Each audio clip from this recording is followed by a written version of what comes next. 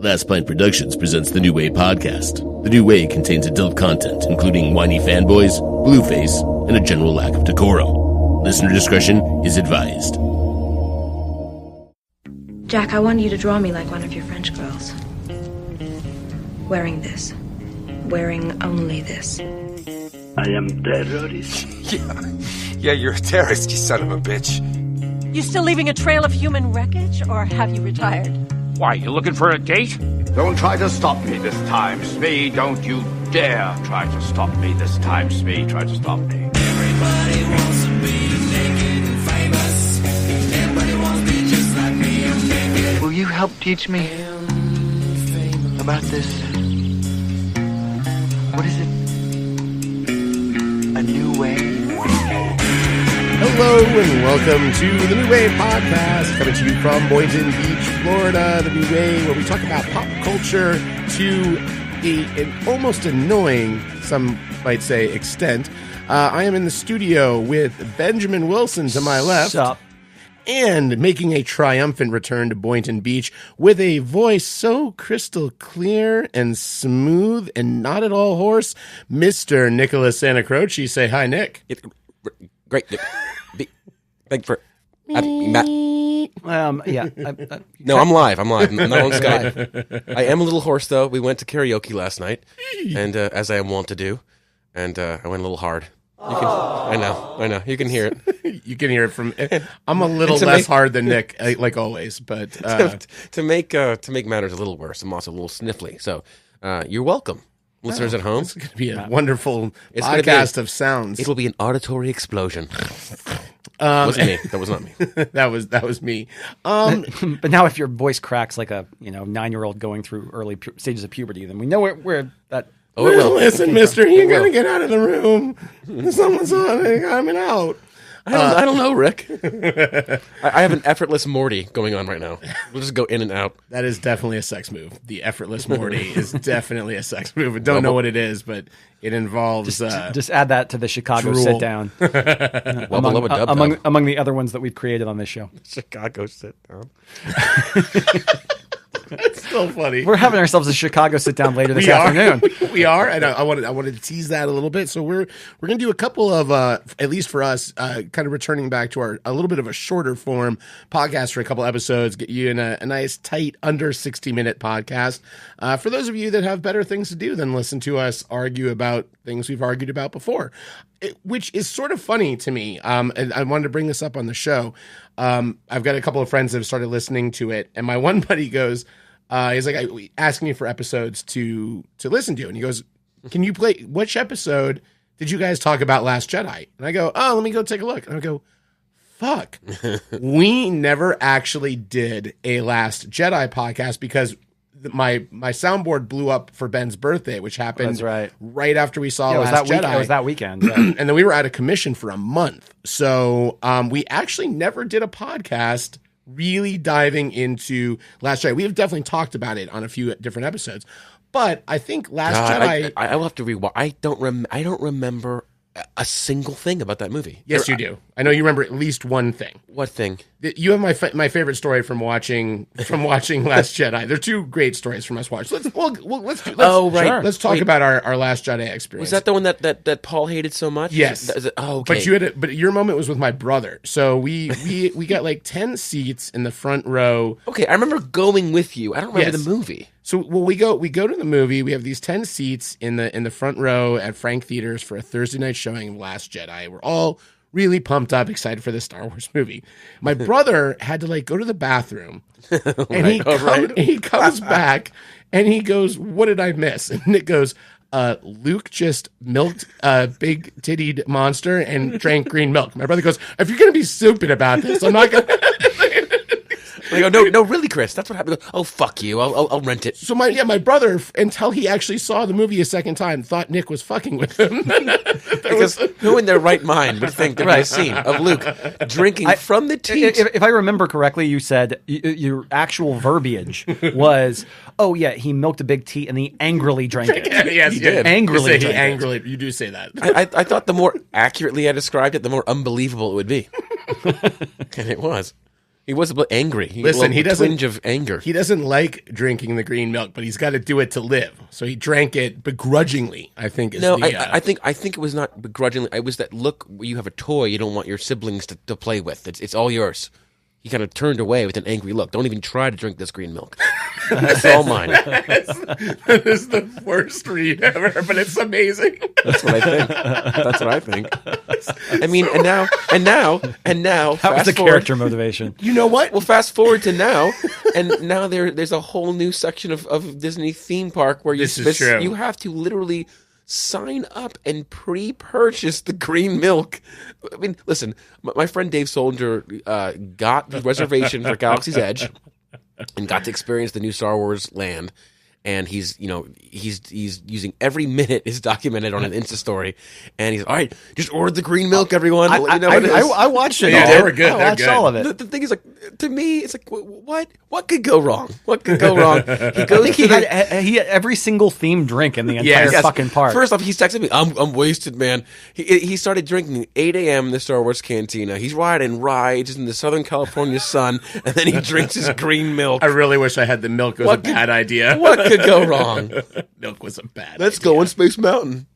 You know why I like your read on that milk scene, Nick, is that it's sort of like Yoda. It's reality, not a read. Well, Yoda on Dagobah is the same way. He's got those terrible snacks that aren't very good, but he doesn't want R2 having them, so he starts hitting him with the stick. I think it's a circular reference. The student has become the teacher with the milk. I think that's absolutely correct. Well, and I think this is a good thing to start with, is because I do want to talk about Star Wars Land a little bit as well.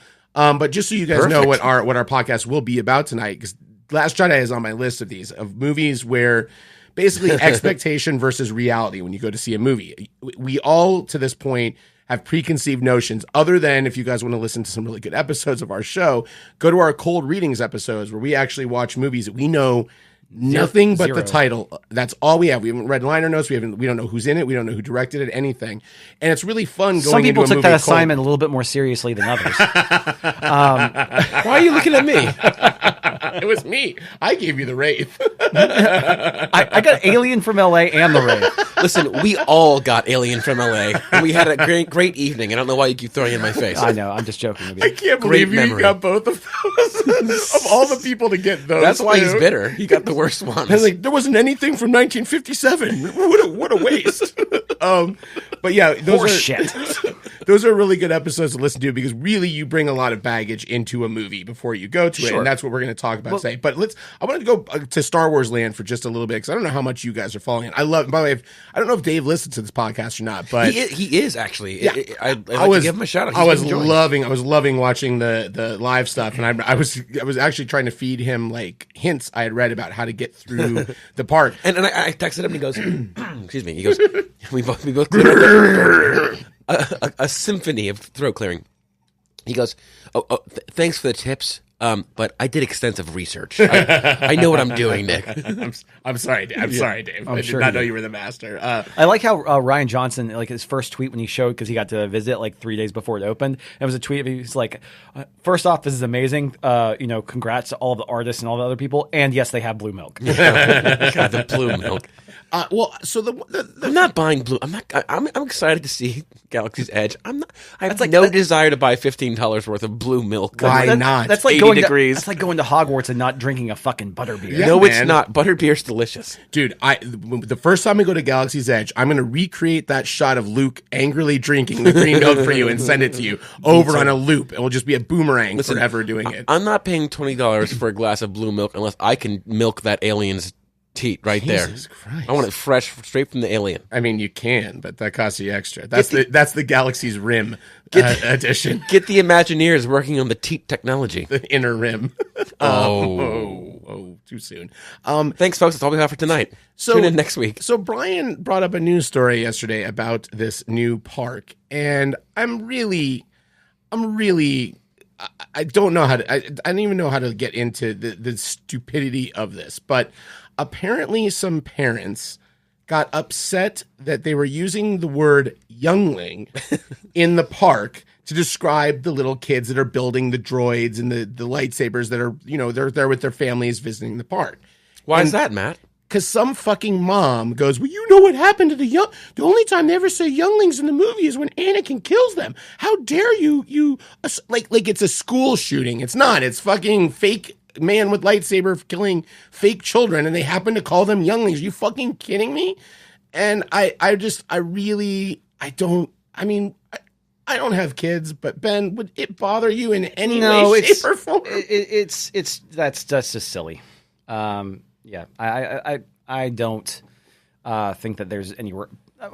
People are just trying to get mad at something. I mean, there's nothing to be. I'm going to obviously wear a youngling shirt when I go there, because now I have to find ways to say, like, now it's a challenge. Like, now they were never going to hear that word really that much in the parks, but now that people know that it's a forbidden word, it's going to be said all the time. Yes. Prey on the fears of young parents who just love their children and want them to have a fun experience. Fuck you. and remember the terrible scene. The thing is, Disney should be more concerned about their screening process. You know, who do they cast as Anakin? Is he going to stalk your children? That's what I'm more concerned about. Or how many younglings did slave labor to make those parks and those rides and those little battle droids? There you go. The guy's like, look, listen. Anakin loved killing younglings. I'm a struggling actor. I want to get noticed. I'm going to stalk these children all day, and I'm going to make my mark. You get discovered, baby. I think that's the line. Nick's like, I just came up with a screenplay. No, I think that's the line when you're there and you'd be like, I love this blue milk like Anakin loved killing younglings. Jesus. Oof, dark days. And a kill. Anyway, let's get on to our topic for the day, which, as we said, is expectation versus reality. And Ben, you kind of brought this topic up. So why don't you lead us into it? Well, so one of the things I thought about, and I sorry. I meant to hit my cough button and I hit Ben's. I was like, there I go. Can I give you a signal for my cough button? I got half of a sentence in, and he's just like, nope, heard a fuck enough of that. Here's how Nick sounds. Is just start talking, Ben. Talk, Ben. Talk. Okay. This is what it sounds like when you're actually in Los Angeles. Los Angeles Wi-Fi. I got to get a better internet service provider. Just wait until you start singing. Then it sounds really great. LA Wi-Fi is a good band, good LA band. LA Wi-Fi. LA Wi-Fi. LA It's Lo-Fi. like if Chris Cornell could come back and form a side project. As Matt so eloquently put earlier, when you go to see a movie or when you watch a movie for the first time, you're generally bringing some sort of baggage to it. And even if it's the most minuscule thing, like I saw the Rotten Tomatoes, overall sort of reaction to this was negative, or I read a really good review, or somebody gave me, put something in my head and said, oh, this was really cool, you should check it out. Even those little types of things can completely color your experience of watching movies. So I feel like we always walk into movies with, or walk into these experiences with some sort of preconceived notion. Now, what I posited as an idea is there are those movies where we expect to absolutely just despise something, and we're watching it either against our better interests or for some sort of reason, serendipitous reason, and we end up loving it. And then there's the exact opposite, where we're expecting to love something so much, and it just ends up being disappointing and horrible and being a terrible experience for you. And so I just thought it would be a fun thing to bring a few of those to the table so we can kind of gauge where we are, what we bring, each of us individually bring kind of when we see movies. I think that the movies that we were going to reference here will color sort of our perspectives a little bit. And Species 1 was so good. I walked into Species 2 thinking this is going to be Natasha Henstridge's masterpiece. It just wasn't as good, Ben. I very disappointed.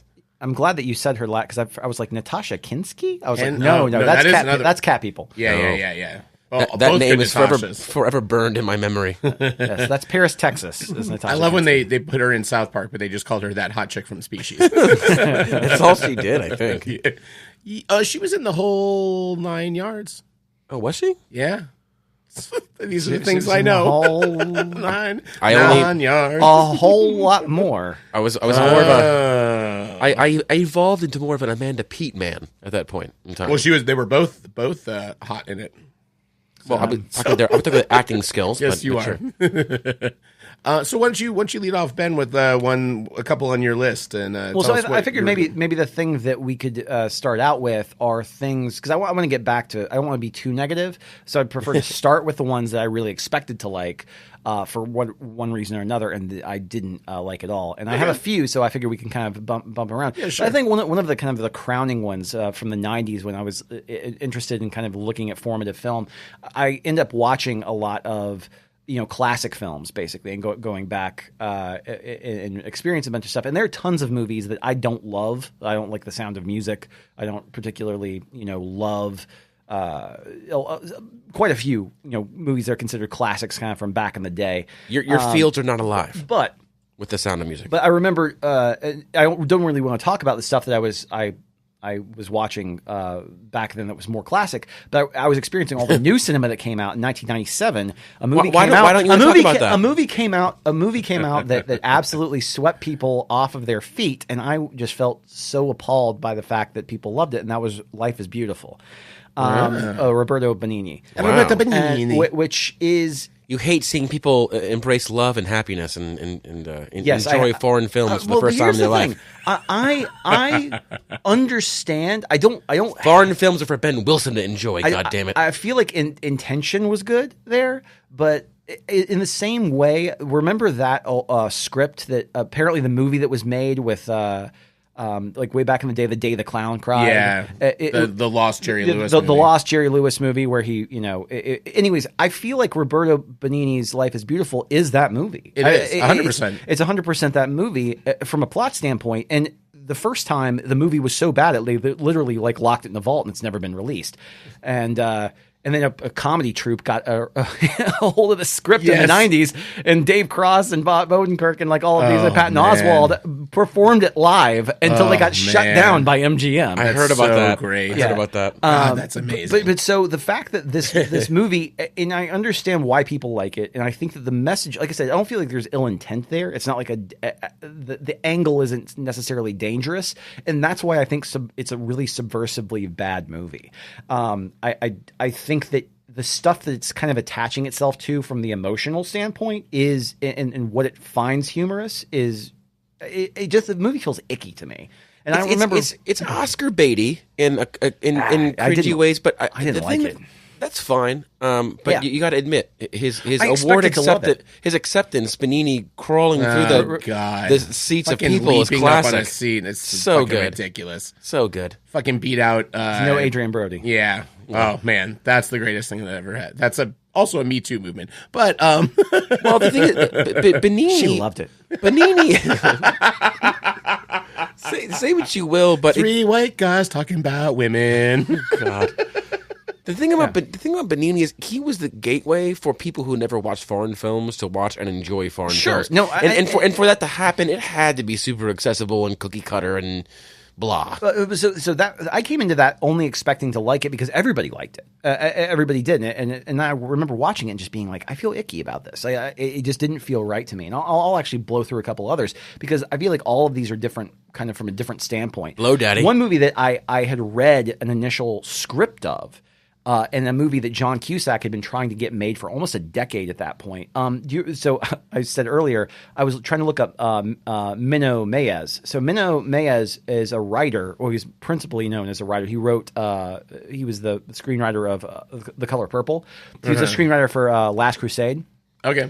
He a long time, like frequent Spielberg collaborator. But worked on a bunch of scripts, did a bunch of uncredited polishes too. But anyways, so he wrote and directed a movie called Max, which also with Cusack as Hitler, the Hitler movie. Yeah, right? the Hitler movie basically. So Max is where John Cusack plays a Jewish art dealer, and Adolf Hitler is a young art student, and it's based kind of on a true story because Hitler was a big art fiend, ironically, and it's a movie that I loved the script for when I first read it. And I was like, oh man, this movie's going to just kick ass when it comes out. And it came out and it sucked. And it has nothing to do with the performance. The performances are good too. It's just, it's obviously somebody who's never directed before, who doesn't really understand how to work with actors, I feel like. And Cusack had been working to get that movie made. He like personally secured Meiaz's financing for the movie. And I just remember watching it and just feeling so let down. And the same thing happened to me for John Hillcoat's The Road. I read the book, loved Cormac McCarthy's book, The Road, thought Hillcoat was a perfect choice to direct that movie, great performances. Viggo Mortensen's great in it, but and Charlize Theron's great in it. But it's almost so dour that it's impossible to watch. It's like there's nothing that and then a couple. What does dour mean? Like depressing, sad. Just it's not. Yeah. Not cheery at all. Like the weather in England. Dour. So not sweet at all. So a couple more that not sweet and dour. Sweet and dour.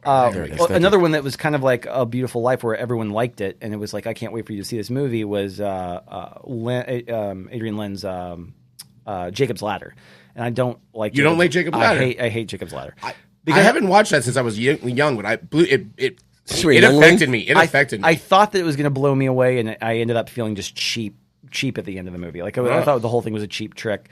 The last Your one, daddy's all right. Suspect Zero, which is imagine that there's a movie with Aaron Eckhart, Carrie Ann Moss, Ben Kingsley. It's a thriller that was second movie directed by the guy who directed Shadow of the Vampire, which is a movie I love. Called Suspect Zero, and it's probably the worst movie I've ever seen in my entire life. Wow! I mean, is that your vote for worst movie ever? Is one of my votes for worst movie ever. Wow. That and The Sweetest Thing are up there for the worst movie I've ever had to watch. The Sweetest Thing. And then the last That's my one, shtick, Matt. Lay the fuck off. I remember. So when Drive was on the festival circuit back in 2011, oh yeah, before it was actually released wide, everyone was talking about, oh yeah, Drive. It's Nicholas Winding Refn. He's this fantastic, and I was like, oh, it's the guy who did Bronson, but I hadn't seen what his second movie was, or the movie that got distribution after that, which is Mads Mikkelsen was in it. It's called Valhalla Rising, and all of these people were talking about how Valhalla Rising was one of the best movies, just visually stunning, just incredible, and I could not watch the entire movie. It is so bad. And I was like, I understand what they're going for, but for me, and like I said, this is subjective. This is my opinion. I think Valhalla Rising is a fucking terrible movie. And I understand there's a thing about telling a story visually, because the movie only has like 20 lines in it.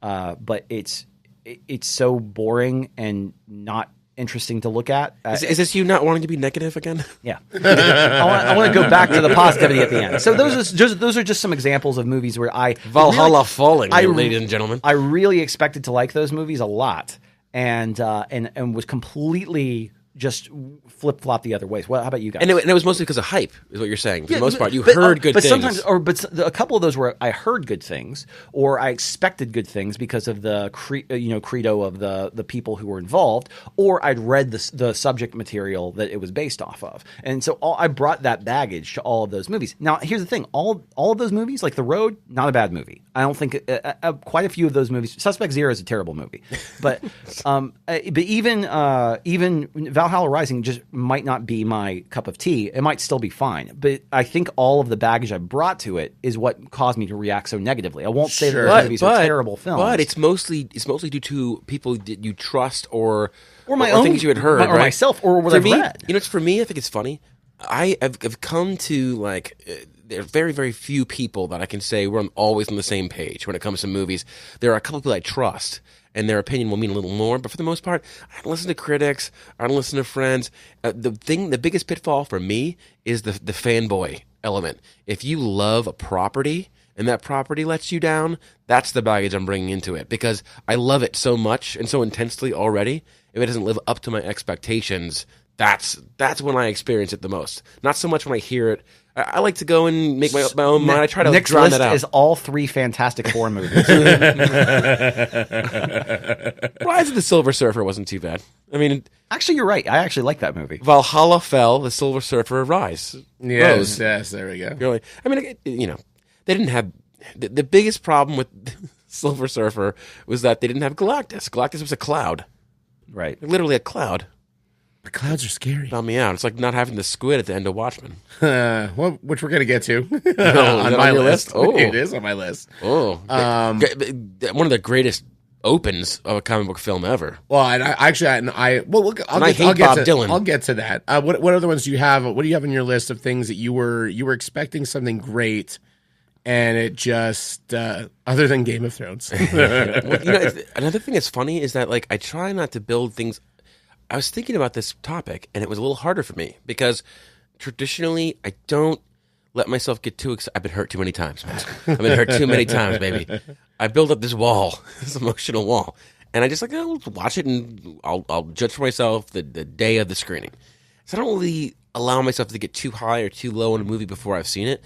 But one movie that got me was the fourth Indiana Jones film, which I'm make one exception to reference it and acknowledge it in this podcast. From henceforth, I will never acknowledge it its existence for the rest of my life. But I had very low expectations because Last Crusade is one of my favorite films ever. How do you top Last Crusade? But I kept my expectations real low, right? Real low. Rock bottom low. And then one sadistic move by the marketing team got me back up. And it was this montage. It was Spielberg. The big thing is the champagne toast on first shot. Yeah. And the champagne toast in the last shot. That's like a Spielberg thing. And the Spielberg fanboys. And it's cool to see, man. So the Indiana Jones and the Crystal Skull team, viral marketing team, filmed the toasts from beginning to end after he's filmed the entire movie. And the excitement in that first toast and the energy in that first toast and what I perceive to be true contentment and happiness and a proud crew at the end, at the last shot, it roped me back in. I was like, maybe this is gonna be good. Maybe a Shia LaBeouf Indiana Jones film won't be too bad. Maybe Shia LaBeouf was the problem. That was the last thing. Not that was the wrong problem. with that Swinging movie. through the trees. The problem. No, Swinging it's not, through the trees. That's not him. That has nothing to do with. He didn't go. No, hey, Stevie, why don't we throw me swinging through the trees on this bit? The fact that and Steve's like, yeah, let's do it. For me, it wasn't even the writing. I hate to say it, but it is the writing. It is absolutely 100% It is the writing. No, Darabont wrote the fucking most awesome script for that It's movie. so good. It's so God fucking damn, is it good, good. and Lucas shit all over it. Yeah. Well, that's what the problem It's is. obviously huge, but the thing is, if you go into the mythology of the Crystal Skull, and of course, like Discovery Channel leading up to the release of this film, did all the specials, like this Crystal Skull has existed for centuries, and they didn't have the technology to carve it. How do they even make it? People Dan Aykroyd made it into vodka. He made it into vodka. How did ancient civilizations even have the tools to make these crystal skulls? Maybe aliens. If you heard that, Nick said aliens, and then there was a giant thunderclap. And then Ben looked at him. Listen, we'll add it in post if you can't hear it. But like, I'm thinking, aliens is certainly a interesting tangent for go from Nazis to aliens for Indiana Jones. But you know what? I was on board for the actual historical. There's enough there to make it work. Going into a refrigerator to survive a nuclear holocaust, that's another questionable decision. Shia swinging through the trees, it's all bad. But for me, the thing that absolutely let me down the most, and I wanted to like it, but absolutely the one thing that I couldn't get past was Harrison Ford phoning it in like no one has ever phoned in a performance in their life. And this is an iconic character. This is, depending on who you talk to, either Han Solo or Indiana Jones made Harrison Ford, and to do it with such, I mean, every frame is painfully obvious because they all hated everyone working on that hated Lucas's script, and they all felt obligated to, by the time they got round to shooting it, they all felt obligated. You can tell everyone is bored and unhappy Shia with didn't that script. phone it in. No one else phoned it in. It was only He had the Harrison most to Ford. lose. That was supposed to be his huge break. It broke him. Like He pretty knew much. he was going to be okay. The thing is, there's nothing more. When we talk about this, the theme of this episode, right? Expectations versus reality. All I expected Lucas to get his hands in it and mess it up. I expected the writing to be bad. I expected it to be not as good as the past three films because it's a tall order.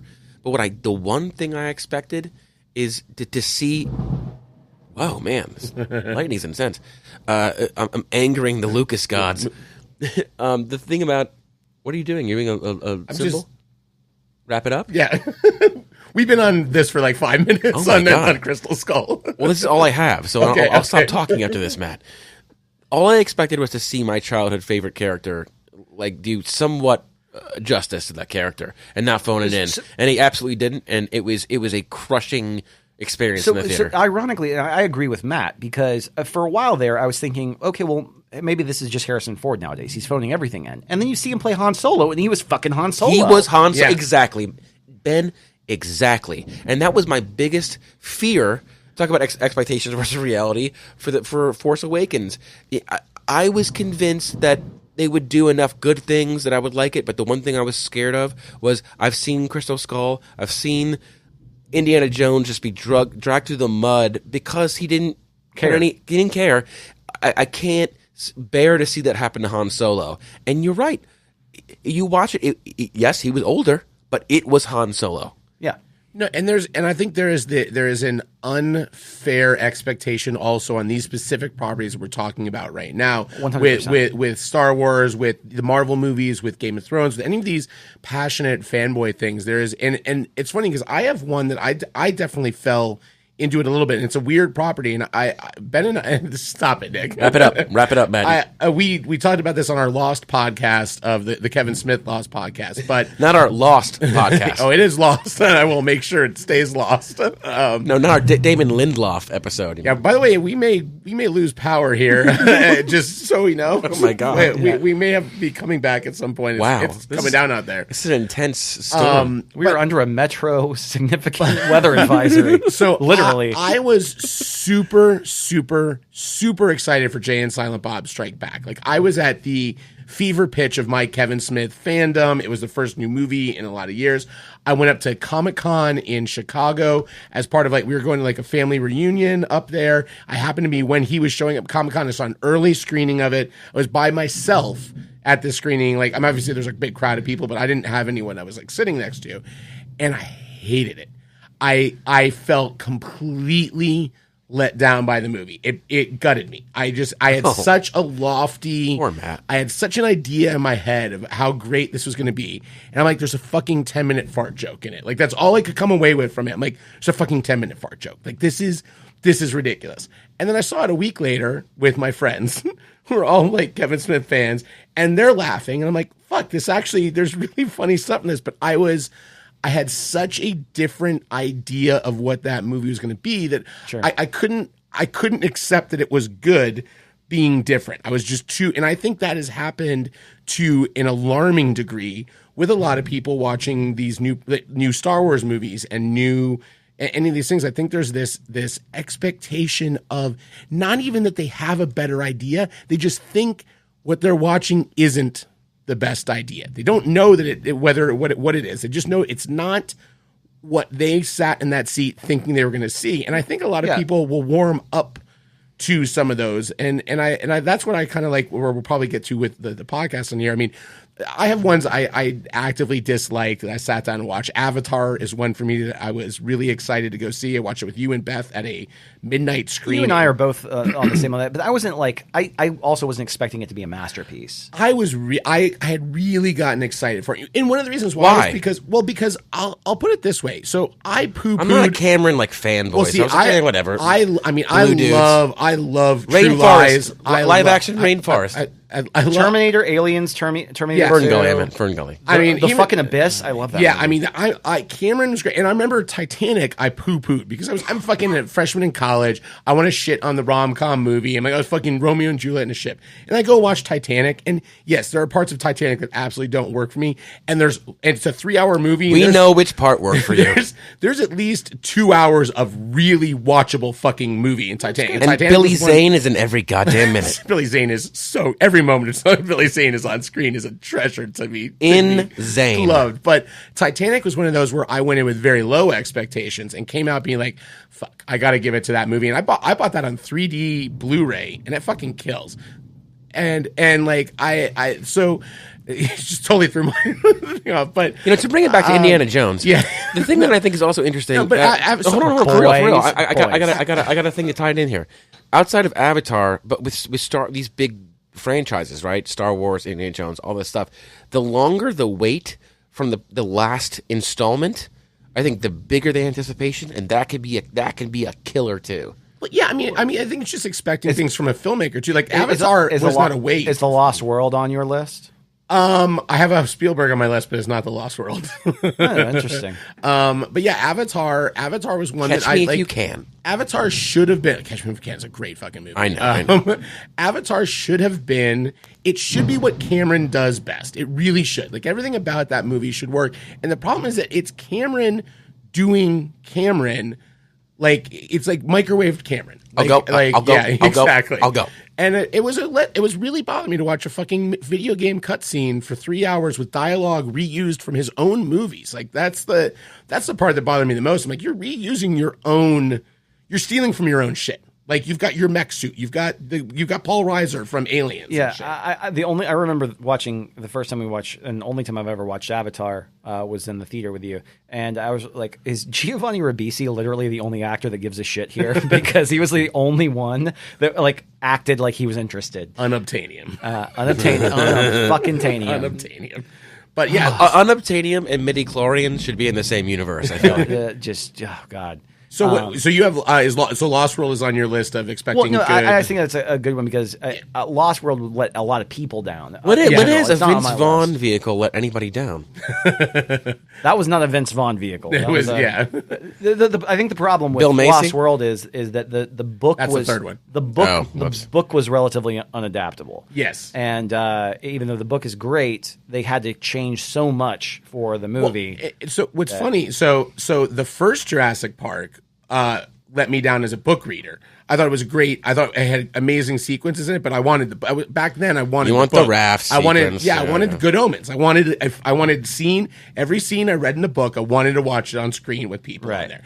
And then I remember now, Daddy. I remember liking Lost World just because I was like, it's just a bunch of fucking dinosaurs. I at that point I'd resigned myself to be like, it's just going to be dinosaur monster movie. So I just shut my brain That's off. what it's Great. become, though. There's more dinosaurs. There's more action. There's more shit in there. Great, perfect. I have no problem with that shit. But the Spielberg I had great expectations for and really disliked was Hook. Which we've kind of talked about a little bit here in the podcast before. This is a disgrace. But of all the things you could talk about, you're going to bag on Hook? I'm going to bag on Hook because Just to hurt me? I think Hook is a mess of a movie. Oh, for fuck's sake. That is great when you're a kid, but it does not. But it has great moments in it, but is a mess of a movie. The plot is all over the place. It's great when you're a kid, says the Yes. guy with 14 Harry Potter wands on his desk. Yes. And give me a break. I'm not. You gonna, can't. I'm not going to get into. I don't understand. Like, listen, you could say you don't like it or it didn't age well for you. Is that what you're saying? No, I didn't like it when I saw it when I was. I didn't like it when I was younger either because I was a big Peter Pan fan of the book and of the Lost Boys. So don't talk and that down to whole me saga. for liking it like it's kids fair. That movie was a great. Julia Roberts is great. You just like the pixie cut. I like Julia Roberts. She's terrible in that movie. Oh, she's bad. terrible in that movie. She's bad. I'll give you that. Come on. I mean, you got a classic, cast of talented kid. That's a Spielberg trademark. You got Robin Williams at his best. Yeah, and then we You kill got one of them at the end. Dustin Hoffman and Bob Hoskins, who are just the chemistry between Smee and Hook. Smee and Hook are great. Which, by the way, I still want to form a ska band called Stop Me Smee. If anyone's interested out there, or plays trombone. Smee and Hook are great. I think Robin Williams is in not good Robin Williams form. I think the kids are great. I think it's really fucking weird that they kill Rufio in a kids movie. It's ballsy. And then they forget about it a minute later, and they're all like super happy, and no one mourns Rufio. Like he They dies. mourn Rufio. They don't even give him one last roofie. No, Oh, which they should have. But let's move on. That's to the things- only reason you brought this up, so you could do the Rufio no joke. No, I just came up with that on the top of my head. I'm gonna any slip others? you a Rufio.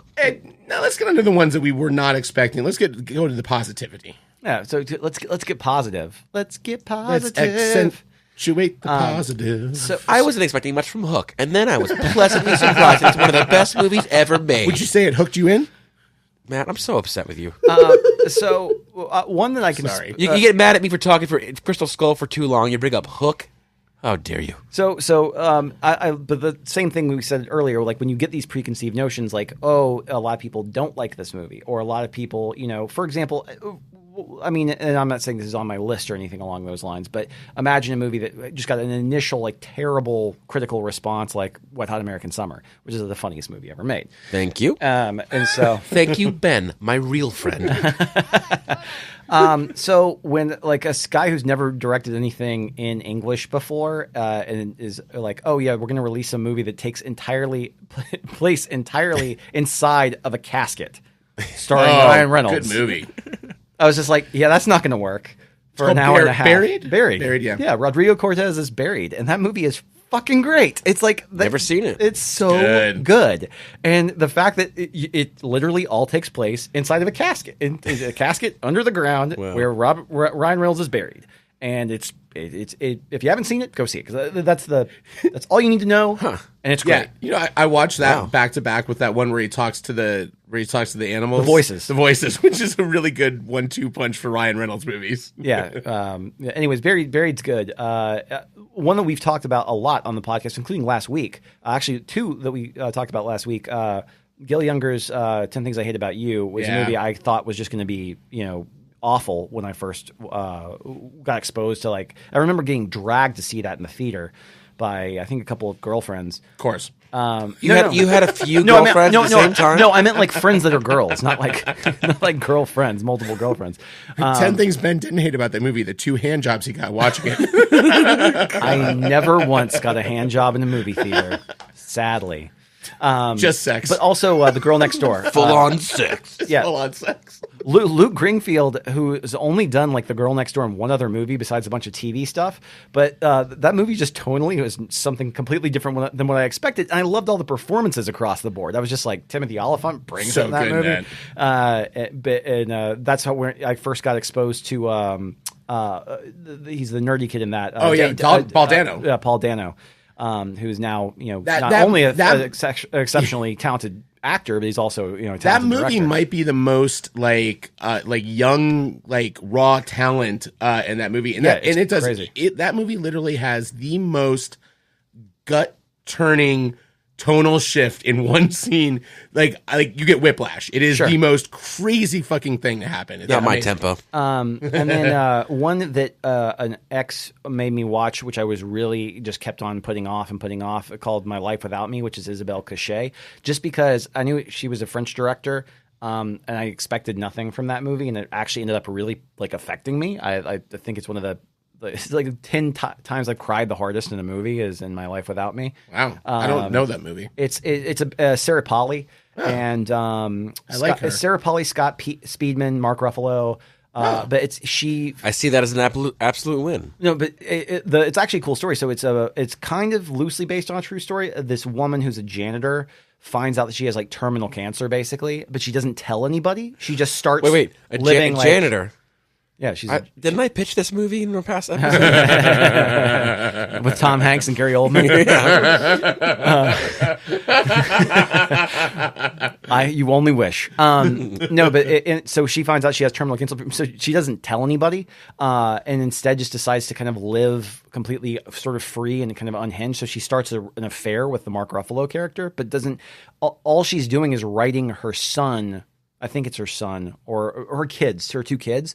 She's My Life Without Me. She's writing them notes every day of being like, this is what's going on with me. This is this is who I am. So that her kids will essentially, when they grow up, will kind of know who their mom was. Debbie Harry's in this movie. It's a sad movie, and it's very affecting. The last one was a movie that I had a preconceived notion going in because I got pissed off about the premise. When Pixar first announced The Incredibles, and I read the synopsis of it, I was like, it's Watchmen, which it still is. It's basically Watchmen Fantastic Four. It's Watchmen and the Fantastic. But I was like, oh, so somebody's killing off all of these supers. I was like, that's the same. That's the start of Watchmen, basically, and then they're trying to figure out who's killing all the supers. Now, obviously, it branches at one part, but I remember reading it and just being like, well, just make an adaptation of Watchmen back in the day. And then I said... and Zack Snyder heard your prayer. I remember I finally... Yeah. And somewhere Zack Snyder got a boner. Yep. But I remember watching that after Nick, you told me later that you didn't say this, but I remember you telling me... I was in. I don't like that I setup. was in Panama City right before I was trying to decide whether I should go see it or not, and you called and you said it's the best comic book movie ever made. I don't think I said that. You said that. I It 100%. sounds like you. And At that point, like all I had was Spider-Man 2.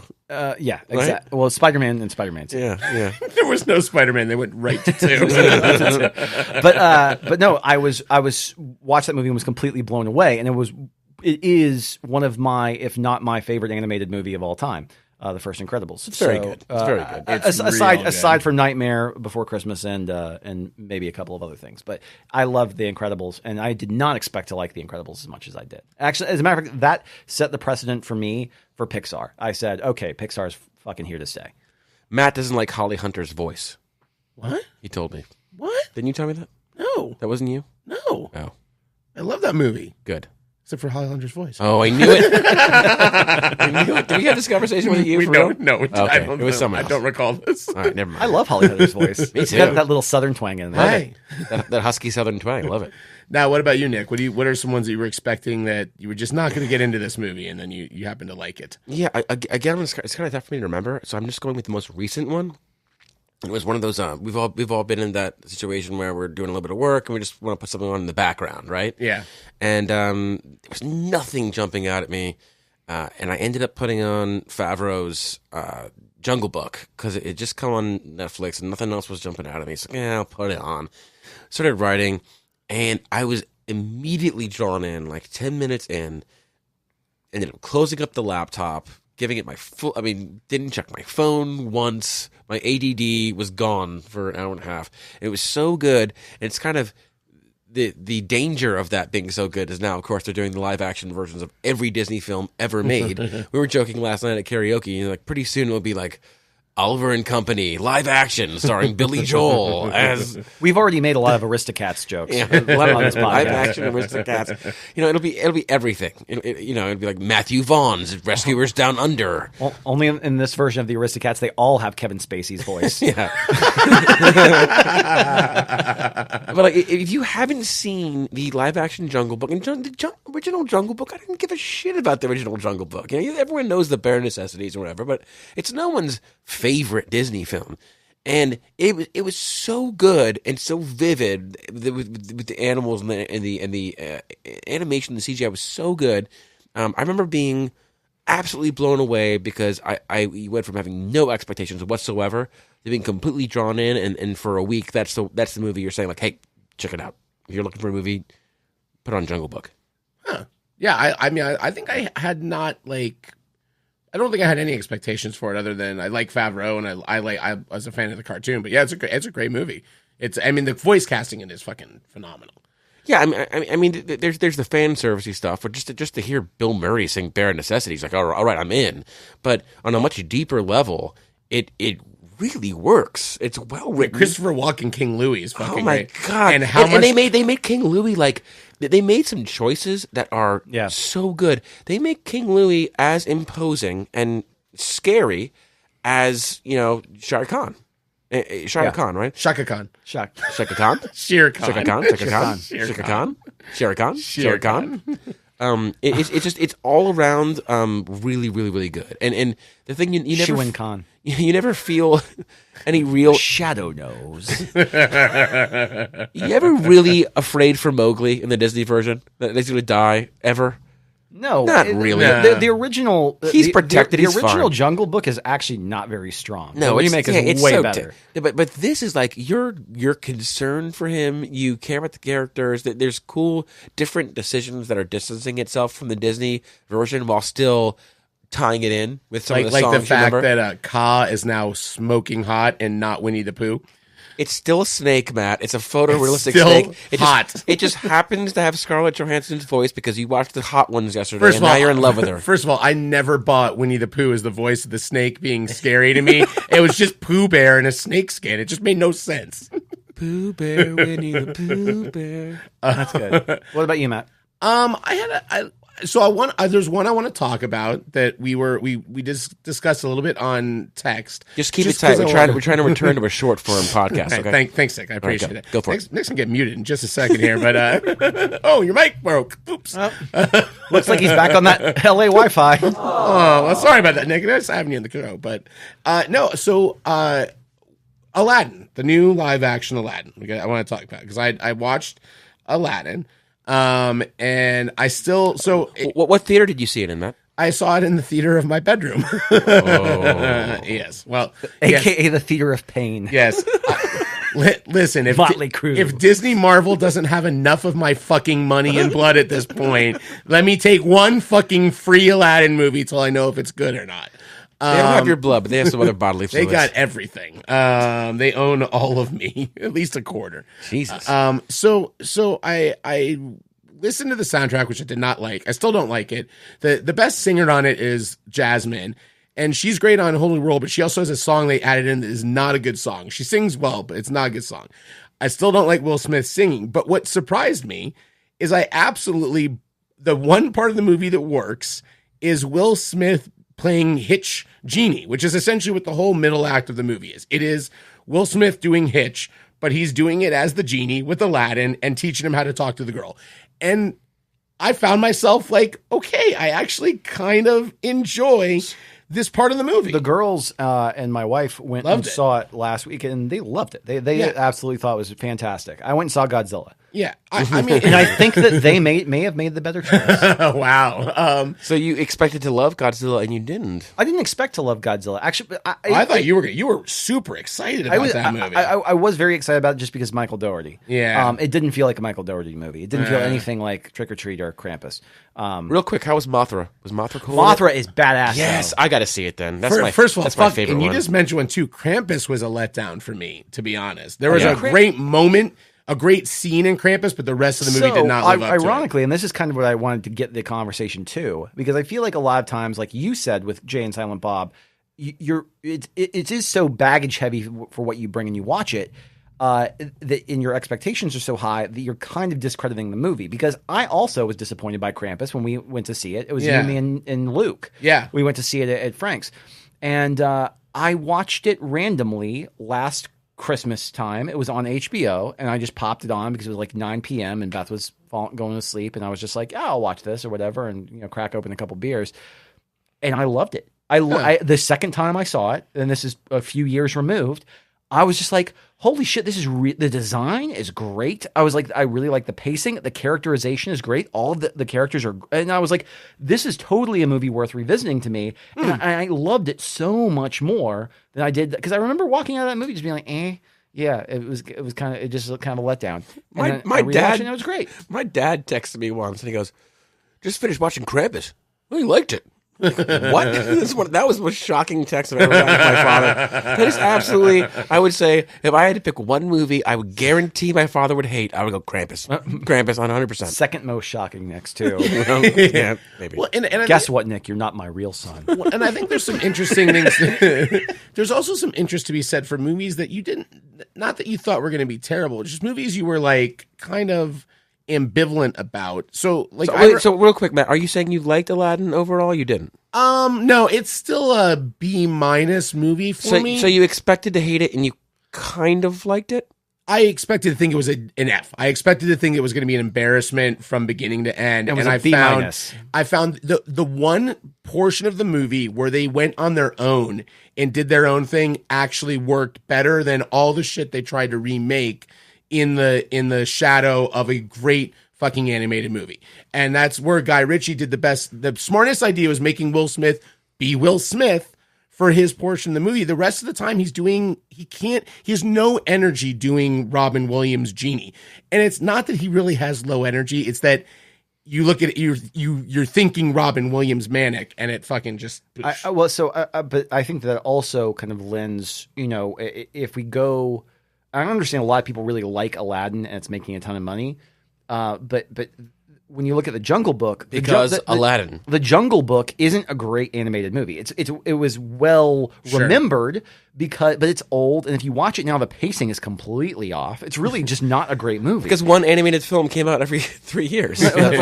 Exactly. So that's why I was just like, yeah, go ahead and make live action remakes of all the shitty, old Disney movies, the ones that aren't that great. Make a Lady and the Tramp. That's not that great of a movie if you watch it now. It's really kind of bad. But they can't do that. They cannot do the Siamese cats. No, they cannot. They cannot do that. But with Kevin Spacey's voice, we are not PC. Don't you see? Oh no! Oh no! But anyways, you could have fun casting Lady and the Tramp. I'd go Jennifer Aniston as Lady. And I would go Chris Pine. No, Chris Pine is the answer for any male casting. Actually, ever. that is good for Tramp. He's really good. He could be really good for although Tramp. the big hound that's in that movie, like the one that later kind of helps them around. That should totally be voiced by Jeff Goldblum. Sold. Yeah, and Alfred Molina as the pasta chef. I just want to throw Molina some work, man. No, we're gonna bring Roberto Benigni back for the show. Alfred Molina gotta eat. Throw me the meatball. No, well, and so there was one that I really surprised me, and it's gonna sound silly because I am a fanboy in general of the original franchise, and it was a spin-off franchise. But I remember not being at all excited for Fantastic Beasts for the first one. I just remember I kept seeing the previews and my brother's like, I bet you're excited for new Potter. I'm like, it's not new Potter to me. We went to see that. I thought you were excited. I was like, in my head, I'm like, I should be excited. I'm going to go see it. But I was very worried. I thought it was going to, I'm not a big Eddie Redmayne fan, to be honest. I had just come off of Jupiter, Ascending, which was maybe the worst acting performance it's real bad. So far, any movie that has 2 words and ends in rising does not get an A+ from this crew. No.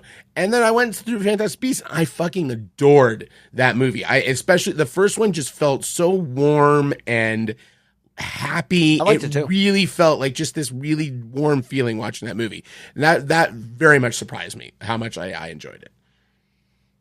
Oh my God, that's the first time that has ever happened. Eddie Redmayne does not appreciate the shade you threw. The shade I threw at him for Jupiter Rising, Jupiter Ascending. Have you seen his comments about it? He explained, kind of, he just basically says, it's a shitty performance, basically. Like, it's the worst performance ever. But I remember he kind of explained what they were trying to do with it. I was like, I kind of understand it. Well, I love that his agents had him. They were systematically telling the studio to remove him from the advertising because he was in the middle of lobbying for the Oscar for what's his name? The transvestite movie. No. The one where he played Stephen Hawking? Yeah, the Hawking movie. Right. Everything Under the Stars? Theory of Everything. They're basically lobbying for an Oscar for that. And can you please not show Eddie Redmayne in the previews for this movie? Ironic. I do find it relatively ironic that did you know that Jupiter Ascending had this weird second life on rental and streaming because all of these kids, high schoolers, middle schoolers, apparently love that movie. It's very strange. And it's got this weird, sort of culty kind of following with a much younger demographic, which it's a pretty bad movie. It's a pretty bad movie. It's got parts that are kind of cool, but ultimately it's a bad movie. It has that weird. I remember looking over at you at one point during we went to go see a pre-screening, it was an early 2 screening. months early, yeah. And I looked over. There's a scene in it that is so clearly trying to be Terry Gilliam where they're in the records, they're asking for the records. It was a cross between Terry Gilliam and also Fifth Element. It was this it felt so. It literally was they spliced in a reel from a completely different movie. Right in the middle, I'm like, I don't know what this is. It's like a 5-minute gag. Yes, and it's like a visual gag. That it just doesn't stop. It just keeps going and keeps going and keeps going. It's just no wonder this movie's 2 hours and 20 minutes long. But yeah, I think, that's why I definitely think we're due for another cold reading episode. I do really like it. It is so hard nowadays to go into something and you have to try hard. I remember trying with Endgame. I ignored everything. I didn't want to read a review. I didn't want an opinion. Want nothing from it. Just I want to go in and experience this and try to I mean, as much as I could temper expectations. I was about for to that say, I movie. was like, you're with something like that though. With Avengers, you're going to have so much baggage going. Yes. You have 21 films worth of baggage going into it, so it's inevitable. Well, let's do another cold reading. Yeah. Yeah, so and then we're after ready this, for that. after Ben, have you heard of Alien from LA Part 2? I have not. Perfect. I'm just trying to keep Ben on the same path of just terrible. They're not even C movies. They're really D movies. Have you heard of Ishtar? It's got to be. I like Ishtar. You and the Ishtar. You've never seen it. I know. I'm going to keep making that joke until I finally see it. I mean, it's not great, but it's almost kind of the parts of that movie that aren't bad, terrible bad, are actually kind of funny bad. So it's good-ish. Ishtar. Oh God! God, it hurts. It hurts. I'm dying. So I want to wrap us on a fun note here. We were on the ride over here to this podcast, and by the way, you're going to be hearing these a couple weeks apart, but we are recording back-to-back podcasts today. We're going to be doing our next episode on Back to back. the Jesus, man. Put Jennifer Connelly on the cover. That is the second time you've talked about Jennifer Connelly in 12 hours in that specific scene. What do you want from me? I don't know. What do you want from me? Hear it again. Back to back. So we're going to watch. your hoarse voice really works well with that. The Untouchables and Road to Perdition. We're going to do a podcast on kind of organized crime movies, but really heavy on the Chicago stuff.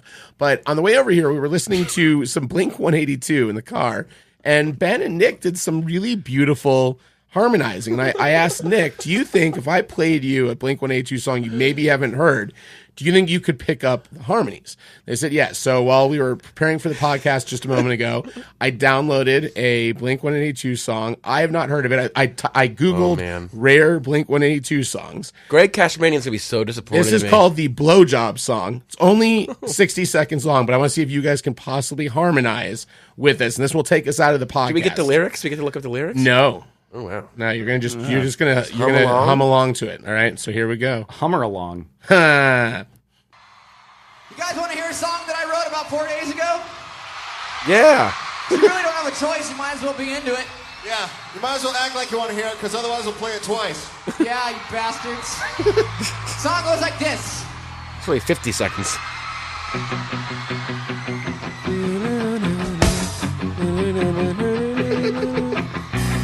All the small things, true things, and true things. It'd be nice to have a blowjob. It would be nice to have a blowjob. It would be nice to have a blowjob. It would be nice to have a blowjob. It would be nice to have a blowjob. It would be nice to have a blowjob. It would be nice to have a blowjob. It would be nice to have a blowjob. I fucked your mom. Thank you. Good night. Cheers. Cheers.